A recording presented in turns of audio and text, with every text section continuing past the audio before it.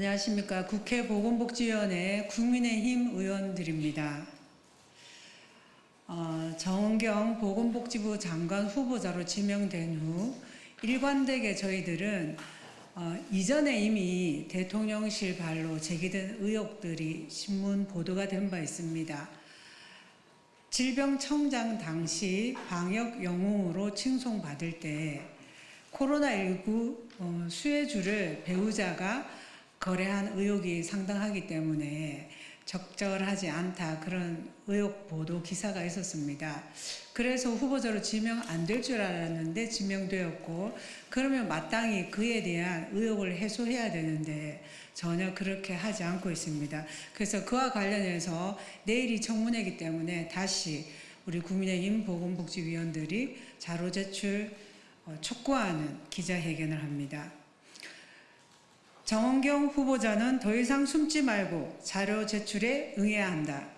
내일 정은경 보건복지부 장관 후보자 인사청문회가 있습니다.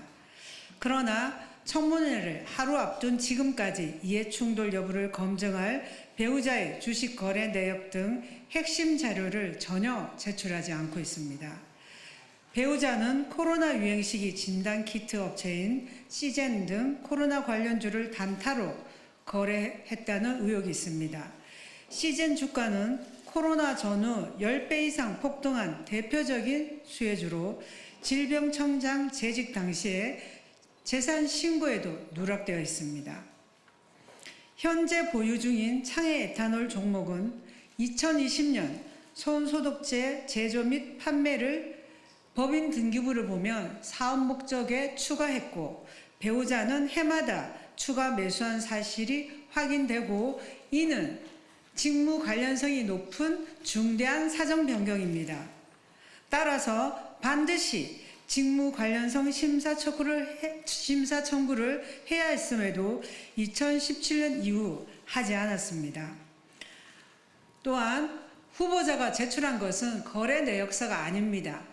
기준 일자 해마다 2019년 12월 31일자 주식 보유 내역, 2020년 12월 31일, 2021년 12월 31일 그날 하루 주식 보유한 내역만 제출한 잔고 증명서만 제출한 것으로 연중 어떤 주식을 얼마나 거래했는지 확인할 방법이 없고 의혹 해소도 전혀 불가능한 상황입니다.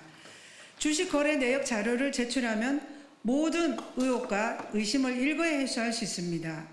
후보자는 지난주 우리 국민의힘 청문위원들이 후보자 배우자 증인 신청을 했으나 민주당의 반대로 채택이 안 됐습니다. 그러면서 정회한 적도 있는데 그날 오전에 간사인 저와 통화를 했습니다. 그때 반드시 2017년부터 질병청장 재직 당시까지 주식 거래 내역을 제출하겠다고 했습니다. 월요일 오전까지. 그런데 제출하지 않았습니다.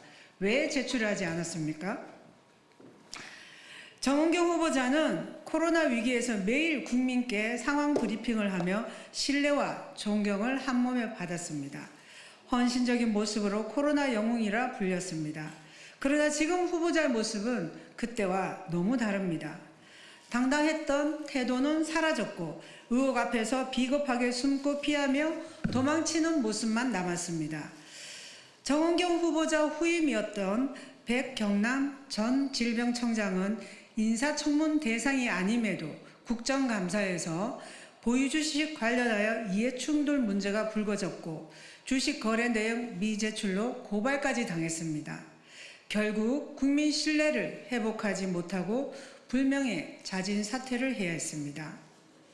만약 정은경 질병청장이 당시 배우자가 코로나 수혜주를 거래했다는 사실을 국민들이 알았다면 그 직을 유지할 수 없었을 것입니다. 물론 장관 후보까지 오지도 못했을 것입니다. 정은경 후보자만 예외일 수 없습니다. 하루만 버티면 된다는 오만한 생각은 지워야 합니다. 의혹을 해소하지 못한 채 임명이 된들 정책 신뢰를 잃은 장관은 제대로 일할 수 없습니다. 국민 앞에 숨어있지 마십시오. 과거 정직하고 당당했던 방역 영웅 정원경의 모습으로 제기된 의혹에 답하기를 촉구합니다. 2025년 7월 17일 국민의힘 보건복지위원회 위원 1동. 감사합니다.